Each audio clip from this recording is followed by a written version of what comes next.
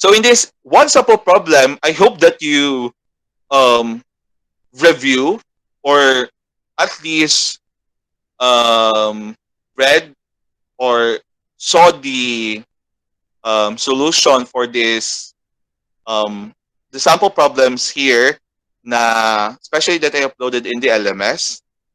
So in this example problem, the car in the figure below moves in a straight line path such that for a short time, its velocity is defined by the following. So the velocity itself is defined with 3t squared plus 2t feet per second, where the time is in seconds. And what we need to determine is we determine its position and acceleration when the time is equal to 3 seconds, and the initial position would be t is equal to 0 and s is equal to 0. Okay? So meaning sa initial condition niya, at time t is equal to 0, ang initial position sa imuhang car is naa pa sa origin. Kay 0 pa man siya. So that is the first problem nato for rectilinear kinematics, especially for continuous motion. And the answers would be position must be 36 feet and the acceleration is 20 feet per second squared. Okay? And I hope that you had your pen and any paper beside you so that you can join me answering this problem. The solution that I uploaded, the solution for every example problem that I uploaded in the LMS is based on my own solution. Okay, so I actually this problems came from Hibbeler's book, pero I did not um like copy, literal na gi-copy ang nasa Hibbeler, pero what I actually understand a problem. So, or how I solve a certain problem. So that is how I wrote the solution. So that's why when you saw the hand calculations for every problem, it is actually different to the Hibbeler. So let us solve this first problem na to.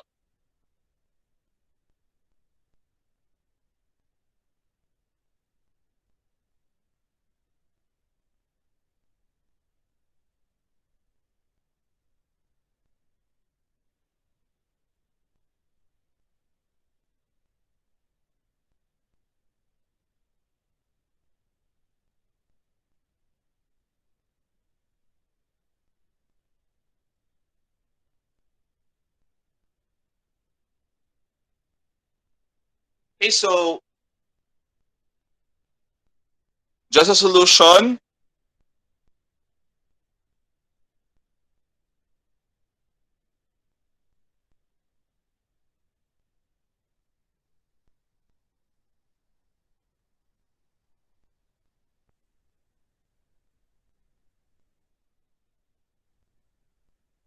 Masabtan ba akong gisulat sa PowerPoint? Yes, sir. Okay. So for the first part, 'di ba ang first thing to do for you to solve this problem is to establish the coordinate system. So when you establish the coordinate system, actually it is defined already in the illustration. So on a certain problem, kung nanay given na illustration with its coordinate axis, better. Kaya at least kabalo ka kung asa naga-move ang imuhang object. Say sa kanina problem, the car itself if is moving to the right. So nakabalo ka that it moves to the right ang ato ang car mismo. And since it moves to the right, all of our values sa when we come up with the values, we come up with a positive value mismo. So the illustration, this one,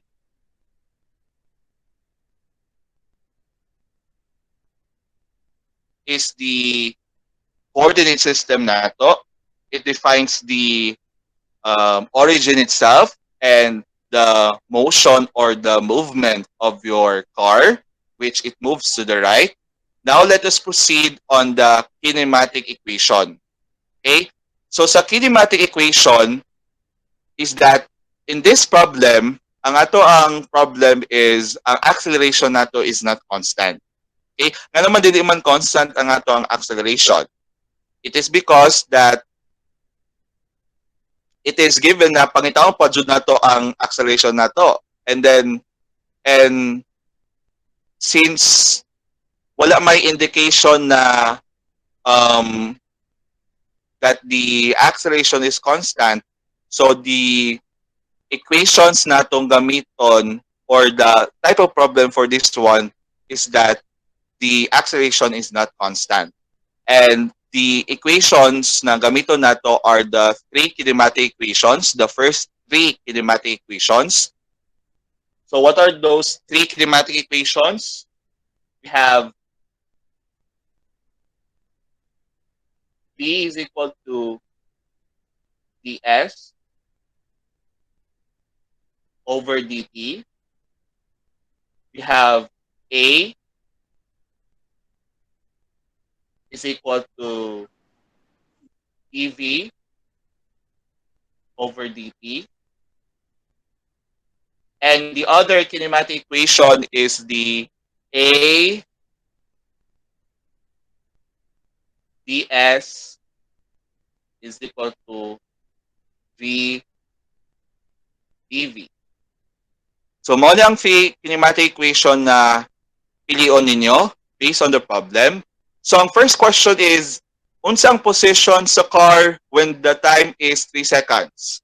So let us determine first the position of the car.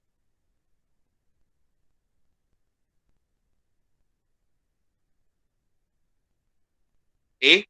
Diba kung position, meaning, unsay meaning sa position, it measures from, anyone who can define what is position again? It measures from The origin, sir, to the particle. From the origin.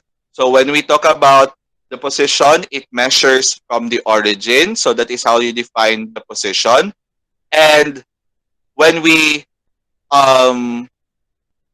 solve the position of the car, and especially when you choose what kinematic equation atong gamiton, which among these three kinematic equation atong gamiton? Is it the first, second, or third? Anyone who can tell me kung unsa na kinematic equation atong gamiton?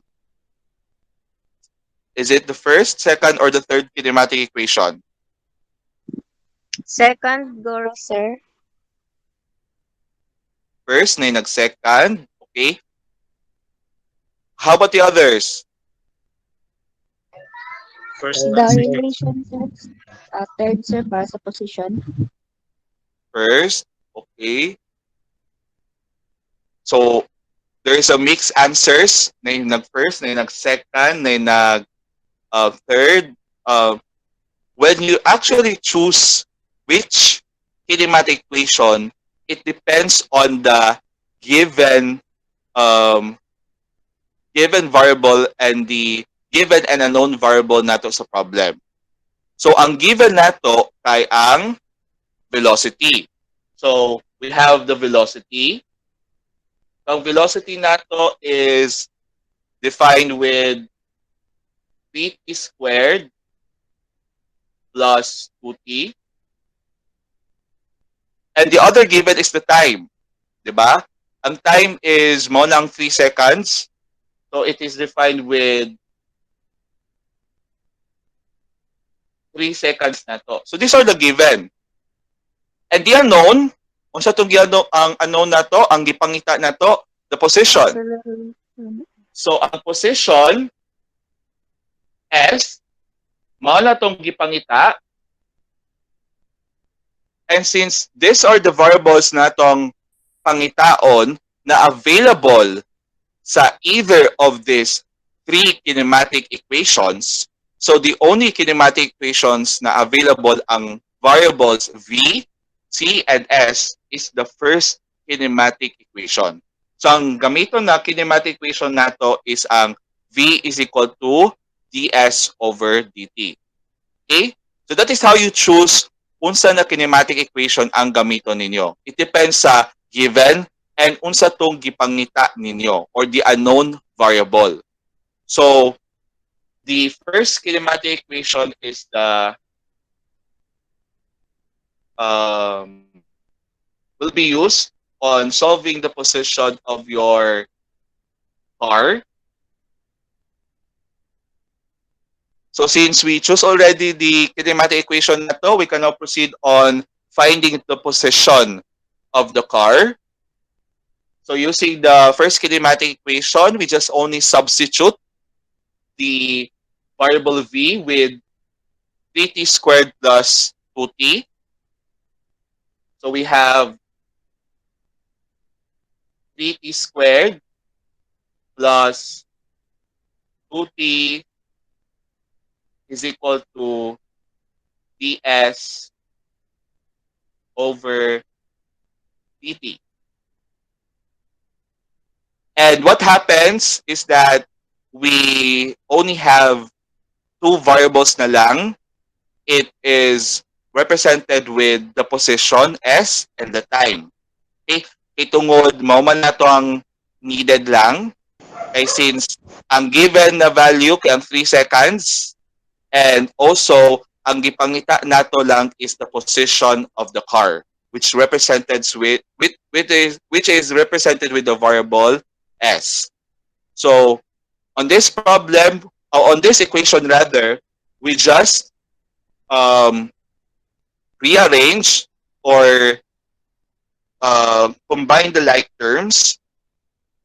So we just cross multiply lang nato. I-multiply lang nato ang dt with 3t squared plus 2t. So what happened? We have ds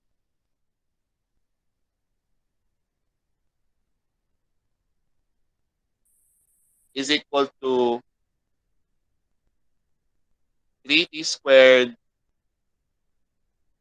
plus 2t dt. So lalata equation ani. So we will just continue in the next slide. So let us use that to find the position of the car. So just a continuation.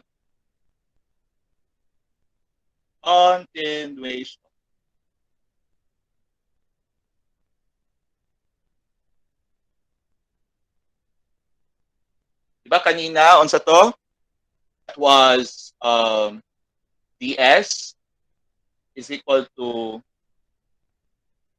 3t squared plus 2t dt. So unsa na application atong i-perform ani para ma-solve nato si position? It is by using the unsa man? Unsay klaseng calculus atong gamiton ani? Integral. That is by integration or integral.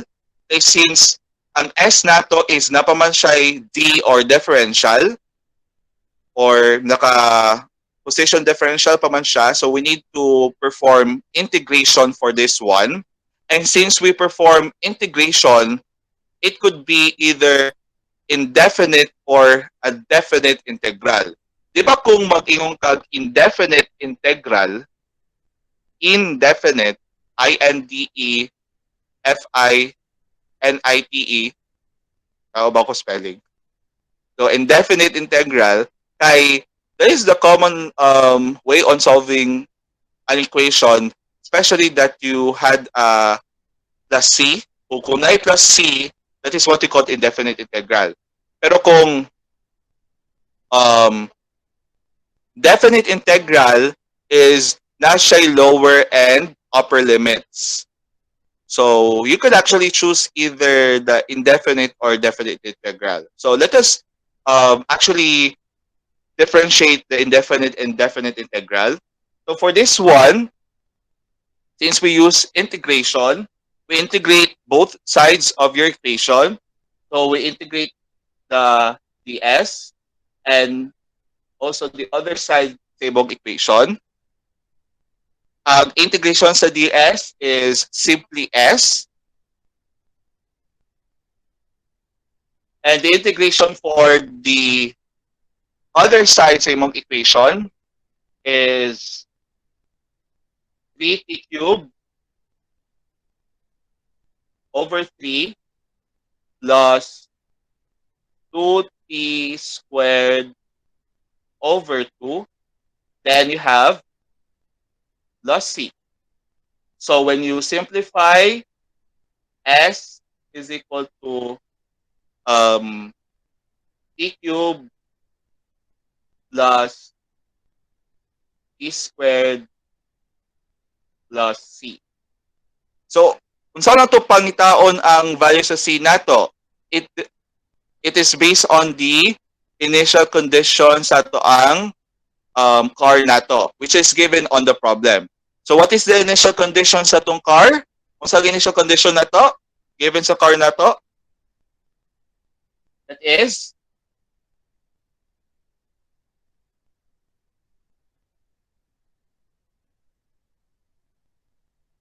what will be the initial conditions or initial values nato sa car based on the problem? 0. 0 ang time and the position. Correct? So, it is actually shown here sa ang problem. This one.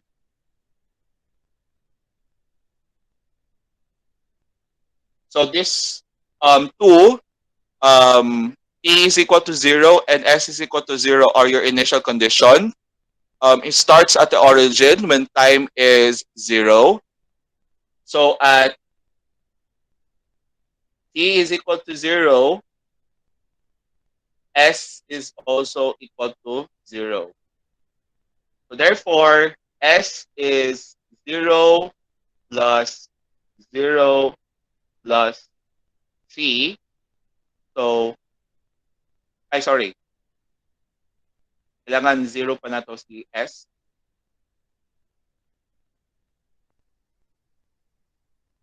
So 0 si s. So ang ato ang constant is equal to 0. So the equation nato would be s is equal to t cubed plus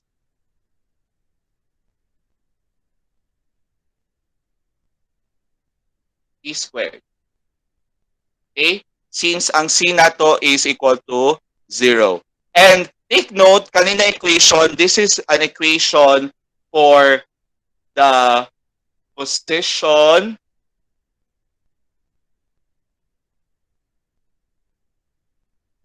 at any time. This is not the final answer nato ha.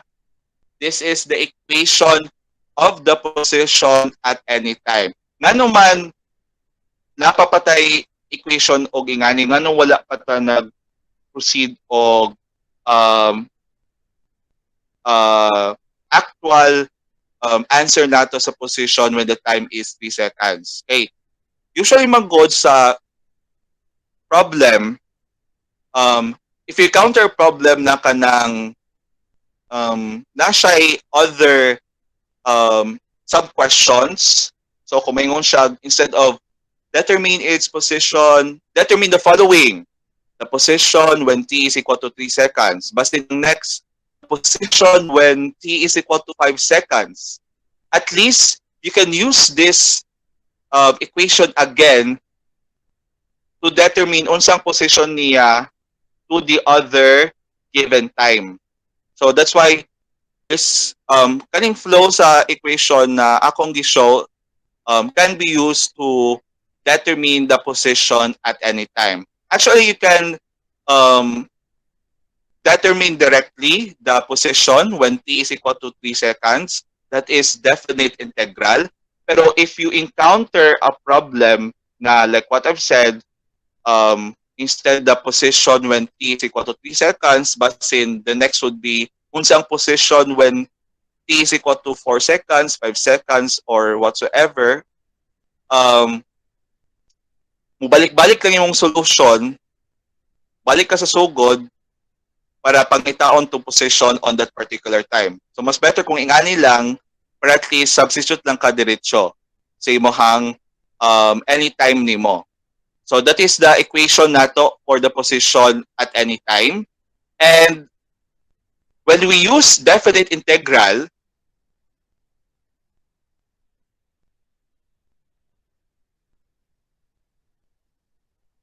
di ba kung definite integral, we have ds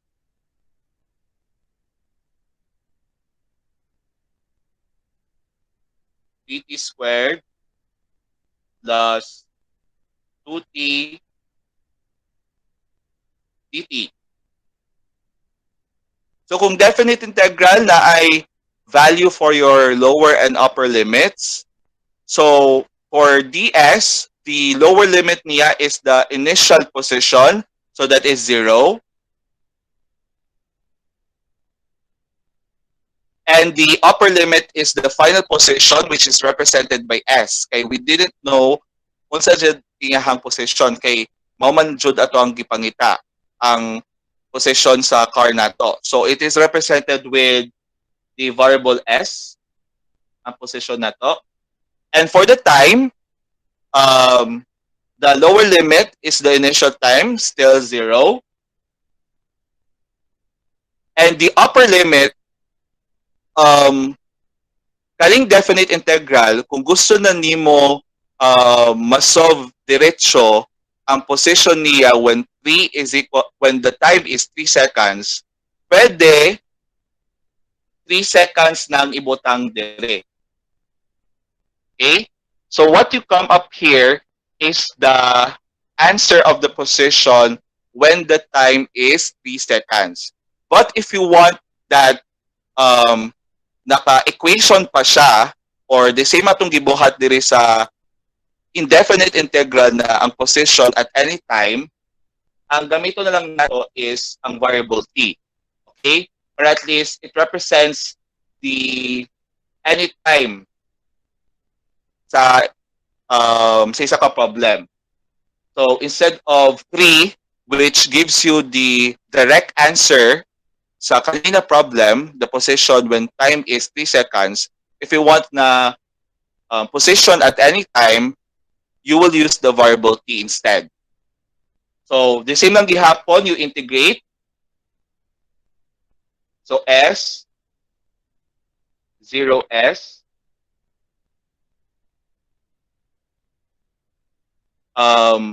dito lang kung integrate, the same naman, t cubed plus t squared, 0t. So, di ba kung lower and upper limit, it is, when you substitute, it is the upper minus the lower. So, s minus 0. Then, sa other side is t cubed plus t squared minus 0. Okay, 0 man ang lower limit nimo. So, you will have still the same equation nato na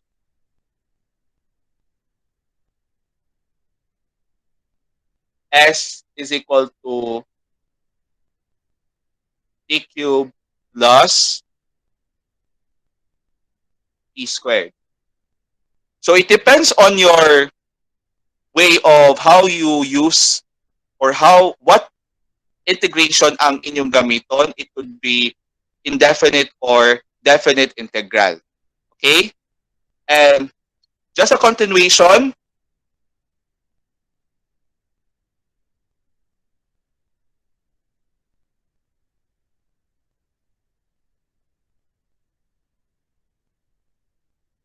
So, kanina, ang position nato at any time is t cubed plus 2t, uh, t squared rather.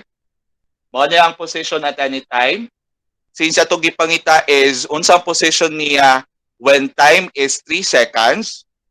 So at time is 3 seconds, you just only substitute here on your equation. So 3 cubed plus 3 squared. Unsang answer? That is 27 plus 9. That is pila? 36 feet. Okay?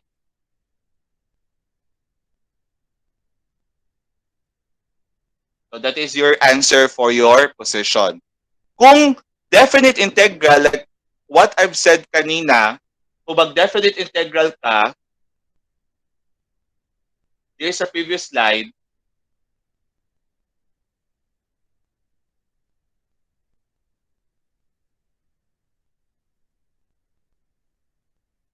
ayun sa previous slide na to, kaning t na to, dire, sa upper limit, kay i-change lang nimo ang iyahang koan, ang value sa upper limit. So, kana, diretso naman siya answer sa 36 feet. So, kung kato ang atong gamiton, kay ds 0s, then 0, 3, 3t squared plus 2t dt. So, if you use this one, since you substitute directly the upper limit with the 3 seconds, you come up with an answer gihapon na s is equal to 36 feet. Okay?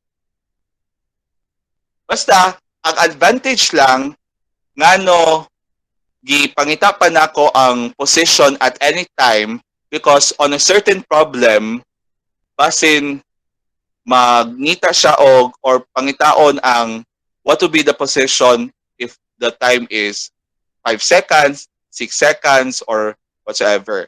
But at least, di na ka magbalik-balik.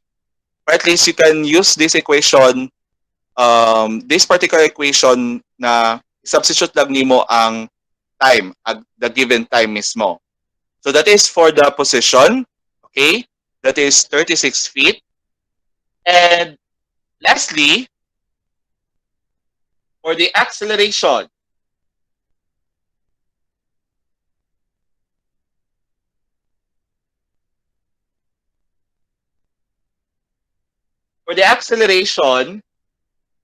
still, the same lang gihapon, nalamate coordinate system and we just determine unsa nga to ang kinematic equation. Ang ato ang V is given, that is 3t squared plus 2t. Till the time is 3 seconds. And ato ang unknown variable is the acceleration. So if we go back to the three kinematic equation, which among these three kinematic equations atong gamiton? Is it the first, second, or the third kinematic equation? Anyone?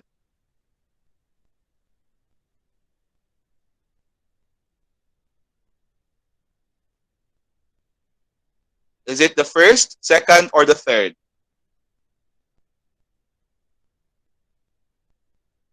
Second kinematic equation, second. Many answered second, so that is correct. We use the second kinematic equation. So since second siya kay tungod ng V, ng T, and naa ang variable na A which represents the acceleration. So we use the second kinematic equation. A is equal to dv over dt. So what happens here? A is equal to d dt. So we substitute the um, equivalence of V nato, that is 3t squared plus 2t. And if you notice, ang A nato is wala siya D mismo, wala siya differential. So meaning, the application natong ma-perform dire is derivative. Okay? Kaya di ba sa previous position, atong S is na D. So we need to eliminate the differential. So that's why we use integration. In this case, sa acceleration, since wala naman siya D, and also if you notice, you divide siya sa dt, it is an indication that you perform derivative. So we perform derivative for this one, mas dali ni compared to the previous solution nato sa position. So we perform derivative on this part. So atong A nato would be A is equal to, so kung derivative, that is you bring down ang exponent, i-multiply nimo sa 3, so that is 60 plus 2. So again, this is your acceleration at any time. Okay? So you can use this to determine the acceleration at any time. And since what we need to determine is what will be the acceleration at time is 3 seconds. So you just only substitute the value of the time. So that is 6 times 3 plus 2. And your acceleration would be 18 plus 2, that would be 20 feet per second squared. And since it is positive rather, kay it is ang values na atong na-come up diri sa acceleration is a positive value. Ang direction sa atong acceleration is moving to the right side. So that would be arrow dire sa kilid. So that would be your answer for your acceleration. Okay? So that is how you solve the or how you use the kinematic equation. Basta the first one, you establish the coordinate system as ang origin, asa nag-move ang imohang what you call this, the object or the particle. Once you establish the coordinate axis or the coordinate system, you choose unsa na kinematic equation, which depends on the problem. So, unsa tong given and unsa tong gipangita. Then once you choose the kinematic equation, you perform, then you finally determine the answer of the unknown variable mismo. Okay? So do you have any questions so far on this first problem so far? Question? Nasabtan?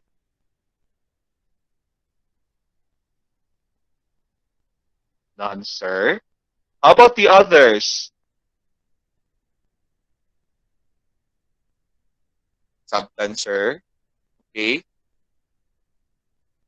And also kaning just a kanang koan, what you call this? Final kanang when you use kinematic equation, kaning tulo ka buok as shown here in the slide. For example, there is a first nato v is equal to ds over dt. So, at ako diri, V is equal to ds over dt. We actually indicate the positive sense sa tong coordinate system. So we actually have or we write a positive arrow with a positive sign on the left side to indicate na ang right side niya is positive. So, pero usually mag-god, di na to ginagamit na siya kay nakabalo naman tadaan sa coordinate system that it moves to the right. Then since it moves to the right, when we apply the kinematic equation, ang atong solution or atong ma-come up na answer will be based on the coordinate system na to. So since kanina, all of them are positive, meaning it moves to the right sila mismo. Especially the acceleration. Pero in some cases, para dili mo malibog sa kuan, it's better to have this kanang direction na ko ang gidraw, which indicates the positive sense sa imong object or the particle. So it's better that you actually draw an arrow beside the kinematic equation. So the right side with the positive sign indicates the positive sense of your particle or your object itself.